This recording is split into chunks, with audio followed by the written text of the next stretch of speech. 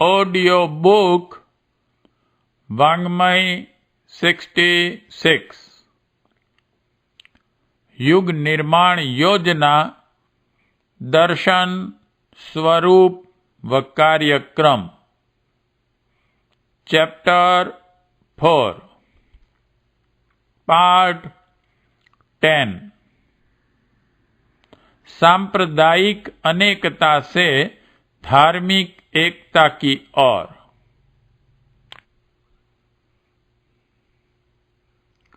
धर्मतंत्र भी राजतंत्र की तरह एक समर्थ शक्ति है। भौतिक जगत के व्यवस्था क्रम के संभालने में जब राजतंत्र की क्षमता दिन दिन बढ़ती जाती है, धर्मतंत्र में व्यक्ति के दृष्टिकोण और समाज के भाव प्रवाह को ऊंचा बनाए रखने की पूरी सामर्थ्य है। भौतिक साधनों से आंतरिक स्तर और मनोबल की शक्ति असंख्य गुनी अधिक है।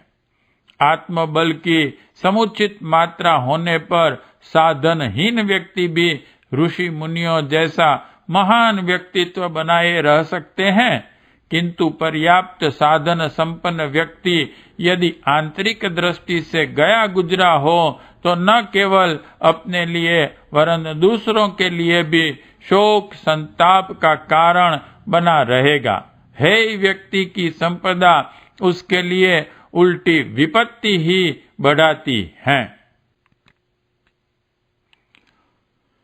धर्मतंत्र का समर्थ और परिष्कृत रहना विश्व शांति और मानवीय प्रगति के लिए आवश्यक है। उसके प्रभाव क्षेत्र में आदर्शवादिता और उत्कृष्टता के साथ साथ सुख शांति की स्थिति संभावना भी बनी रह सकती है। अस्तु हमें धर्म को उपयोगी, समर्थ और व्यापक बनाए रखने का प्रयत्न करना चाहिए।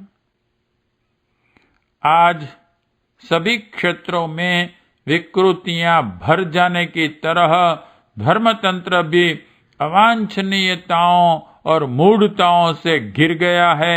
अन्यथा धर्म मान्यताओं और धर्म परंपराओं को अपनाकर लोग उच्च स्तरीय देवोपम जीवन जी रहे होते।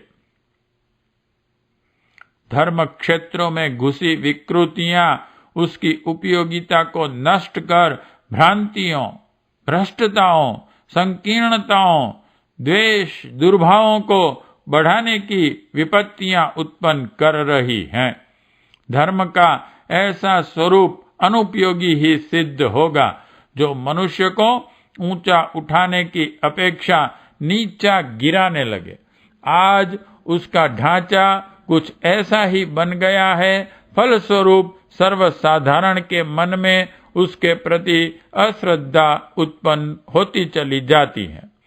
यह स्थिति दुर्भाग्यपूर्ण है कि मानव जाति की प्रगति और सुख शांति के लिए अतीव महत्वपूर्ण धर्मतंत्र इस प्रकार अपनी उपयोगिता खो बैठे और लोग उससे लाभ उठाने की अपेक्षा दूर रहने की बात सोचें। यों धर्म एक है। मानवीय कर्तव्यों और आदर्शों को ही धर्म कहते हैं। सद्भावनाएं और सत्प्रवृत्तियां धर्म की ही दो उपलब्धियां हैं। समस्त विश्व के समस्त मानव प्राणियों का धर्म एक है, पर देश, काल, पात्र के भेद से उन धर्म सिद्धांतों को कहाँ, कब, किस हद तक, कैसे कार्यान्वित किया जाए, इसमें परिस्थिति के अनुसार भेद करना पड़ता है। इससे उसके बाह्य स्वरूप में भेद दिखाई पड़ता है और उस भिन्नता के आधार पर अलग संप्रदाय बन जाते हैं। धर्म सिद्धांतों की परिस्थिति भेद से प्रयुक्त करने में जो भेदभाव करना पड़ा, उसी ने संप्रदायों को जन्म दिया। इतने होते हुए भी उसके मूल सिद्धांत सार्वभौम एवं सर्वजनीन ही बने रहेंगे। पिछले दिनों अंधकार युग के प्रभाव ने अपना रंग धर्म क्षेत्र पर भी कम नहीं डाला है और उसे कम भ्रष्ट नहीं किया है। स्थिति ऐसी आ गई है कि अब या तो उसे सुधारना पड़ेगा या समाप्त करना पड़ेगा। यथास्थिति नहीं चल सकती। वर्तमान स्वरूप बनाए रहने पर तो वह अपनी मौत मरेगा। नैतिक, सामाजिक और बौद्धिक क्रांति के सारे आधार धर्मतंत्र को परिष्कृत करने से बन जाते हैं। श्रेष्ठ मनुष्य और उत्कृष्ट समाज बनाने की सारी संभावनाएं धर्म तत्व की मूल मान्यताओं के साथ भली प्रकार जुड़ी हुई हैं। इसलिए हमें धर्म क्षेत्र की विकृतियों को दूर करने के लिए प्रयत्न करना चाहिए और उसे अपने मूल स्वरूप में विकसित कर इस योग्य बनाना चाहिए कि व्यक्ति और समाज को परिष्कृत बनाने की युग आवश्यकता को वह भली प्रकार पूरा कर सकने में समर्थ हो सके। हमने युग निर्माण योजना के अंतर्गत हिंदू संप्रदाय के क्षेत्र में फैली हुई धर्म विकृतियों के संशोधन का और धर्म तत्व का परिष्कृत रूप प्रस्तुत करने का जो प्रयत्न किया है, इस आधार पर नवयुग के सृजन में हमें बड़ी सहायता मिलती दिखाई दे रही है।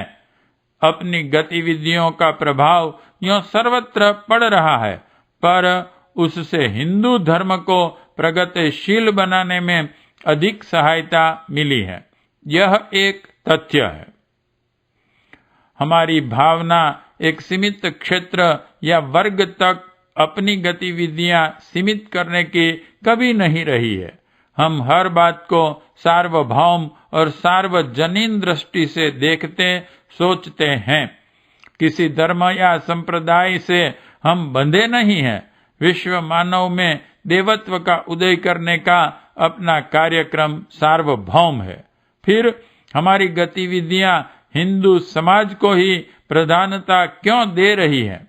हम मुसलमान, ईसाई, पारसी आदि धर्मों के क्षेत्र में क्यों प्रवेश नहीं करते और उनके सुधार का आंदोलन क्यों नहीं चलाते? यह एक प्रश्न सहज ही किया जा सकता है। उसका कारण यह है कि हमारा प्रभाव, परिचय, ज्ञान तथा संपर्क हिंदू समाज से है। हमारा जन्म हिंदू समाज में होने से वैसा होना स्वाभाविक भी है। जहाँ जिसका प्रभाव, परिचय होता है, वह उसी क्षेत्र में ठीक तरह काम कर सकता है। सुधार के लिए कटु आलोचनाएं लोग अपनों की ही सुन सकते हैं। वीराने समझे जाने वाले वर्ग, संप्रदाय या देश के लोग दूसरे को सुधारने समझाने का काम करें तो इससे लोग अपना अपमान समझते हैं और उनकी बात सुनने और तैयार नहीं होते। इन जन समाज की मनोवैज्ञानिक कमजोरी को देखते हुए यही ठीक पड़ता है कि अपने अपने वर्ग, क्षेत्र और संप्रदाय का सुधार करने के लिए उसी वर्ग के कार्यकर्ता आगे आएं। सुधार के आदर्श और सिद्धांत एक रहे, दिशा एक ही निर्धारित हो, पर काम करने का क्षेत्र कार्यकर्ता लोग अपनी सुविधा और संपर्क को बांट लें। बात कुछ अटपटी है। सही बात किसी के द्वारा भी अन्य वर्ग के द्वारा भी कही जाए, स्वीकार किया जाना चाहिए और गलत बात चाहे अपने लोग कहें तो भी न मानी जाए। पर अब कुछ मानसिक स्थिति ही उल्टी हो गई है। कोई वैश्य ब्राह्मण समाज को बुरा भला कहें तो ब्राह्मण चिढ़ जाएंगे, पर यदि ब्राह्मण ही अपने समाज के दोषों को अधिक कड़ुए शब्दों में कहें तो उस वर्ग के लोग कुपित न होंगे। हम भारतीय अपने देश की दुर्दशा पर अपने लोगों को जी भरकर कोसते रहते हैं, पर कोई विदेशी वैसा कहें तो बहुत बुरा लगता है। इन औंधे तिरछे तथ्यों को ध्यान में रखते हुए अपने काम करने की शैली बहुत सोच विचार कर बनानी चाहिए और जन मनोविज्ञान को ध्यान में रखकर कदम उठाने चाहिए। यही किया भी गया है। क्योंकि हम हिंदू हैं, भारतवासी हैं, इसलिए अपने धर्म और क्षेत्र की स्थिति को सामने रखकर सुधार की आवश्यकताओं को तलाश करते हैं और तदनुरूप कार्यशैली निर्धारित करते हैं। धर्म के सिद्धांतों से इस देश तथा धर्म में कहाँ-कहाँ विकृतियां आई हैं और उनमें क्या-क्या सुधार करके धर्म तत्व के मूल आदर्शों को जनमानस में प्रतिष्ठापित किया जा सकता है, इस निष्कर्ष पर ही अपनी गतिविधियां विनिर्मित हो रही हैं।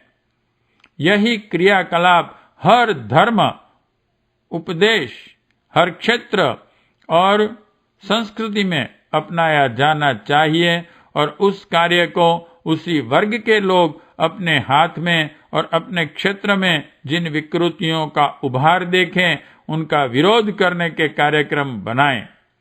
किन आदर्शों की किस वर्ग में किस हद तक उपेक्षा, अवहेलना हो रही है, उसे देखकर, समझकर उस वर्ग के लोग अपने आंदोलन और कार्यक्रम का निर्धारण करें और उसके लिए वैसे ही प्रबल प्रयत्न करें जैसे हम हिंदू धर्म की भारतीय समाज की परिस्थितियों को ध्यान में रखकर कर रहे हैं।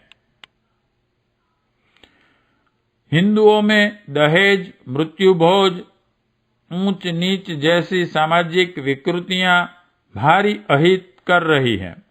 मुसलमान समाज में इनमें से कोई कुप्रथा नहीं है, इसलिए उस वर्ग के लिए इस प्रकार के आंदोलन व्यर्थ हैं। उस वर्ग में पुरुषों को 4 पत्नी रख सकने की छूट, पर्दा प्रथा में अधिक कड़े प्रतिबंध, मांसाहार का निषेध न होना जैसी बुराइयों के विरुद्ध आंदोलन होने चाहिए।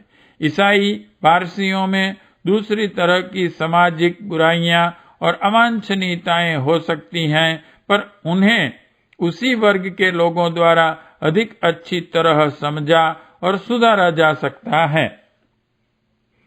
अपनी योजना यह है कि हर देश में से देशभक्त निकलें जो अपने राष्ट्र को धार्मिक और आध्यात्मिक आदर्श पर चलने के लिए प्रेरित करें और इस मार्ग में पड़ने वाले अवरोधों को हटाने के लिए प्रबल प्रयत्न करें। युग निर्माण योजना हर धर्म, हर संप्रदाय में ऐसे कार्यकर्ता, मार्गदर्शक, लोक सेवी, जन नेता खड़े कर रही हैं जो अपने धर्म संप्रदाय के ग्रंथों, संतों, आदर्शों, परंपराओं का सहारा लोक सृजन और सुधार का समान ढांचा खड़ा करें और उस धर्म के अनेक लोगों को साथ लेकर वैसा ही उसी स्तर का आंदोलन चलाएं जैसा कि हिंदू धर्म का आधार लेकर इस क्षेत्र वर्ग की जनता को आगे बढ़ाने के लिए हमने चलाया है। समस्त जन समाज को एक ही आदर्श, सिद्धांत, दृष्टिकोण एवं रीति नीति का अनुयायी बनाने का लक्ष्य रहेगा तो अंततः यह सभी आंदोलन विभिन्न नदियों द्वारा एक ही समुद्र की जल राशि बढ़ाने की तरह एक ही लक्ष्य के पूरक सिद्ध होंगे। हम अनेकता को हटाकर एकता उत्पन्न करने जा रहे हैं। मनुष्य मात्र का एक धर्म हो, एक संस्कृति, एक अध्यात्म, एक लक्ष्य, एक दिशा और एक मनः स्तर हो। धर्म ऐसी एकता का प्रतिपादन करता है, उसमें वसुधैव कुटुंबकम सार्वत्म भाव की ही प्रेरणा है। मनुष्य की व्यक्तिगत संकीर्णता ने धर्म को भी अपने स्तर के अनुरूप संकीर्ण बनाया है। अब जबकि तात्विक धर्म निष्ठा को पुनः सजीव किया जा रहा है, तो वह भिन्नता के बीच एकता का आदर्श स्थापित करने में सहायक ही होगी। आरंभ इसी प्रकार का उपयुक्त है कि एक आदर्श और एक लक्ष्य को लेकर विभिन्न धर्म संप्रदायों के लोग अपने वर्ग क्षेत्र की विकृतियां को सुधारने और दुर्बलताओं को हटाने में लग जाएं। युग निर्माण योजना हिंदू धर्म तक सीमित नहीं है। इसमें हमारे जैसे अनेक व्यक्ति अपने अपने क्षेत्रों में प्रचंड अभियान आरंभ करने के लिए तत्पर हो चुके हैं। पार्ट 10 समाप्त।